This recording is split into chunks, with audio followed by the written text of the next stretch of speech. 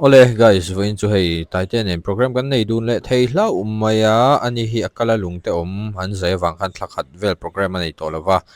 voina hianin thlakhat nuwa avoi khat nan program pangai ala vele thei ni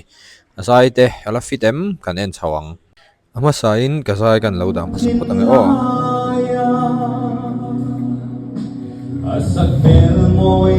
akay Duay sa atingin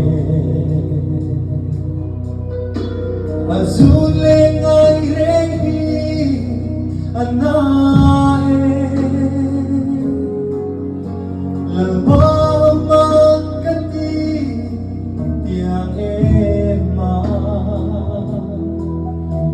Ikut suang mo'y suanghi Kapulaw asin Karapel mate Shamase Zule zwa tuna Taitea achol wang nuwa enge aote ala an kan enang Nung kong di so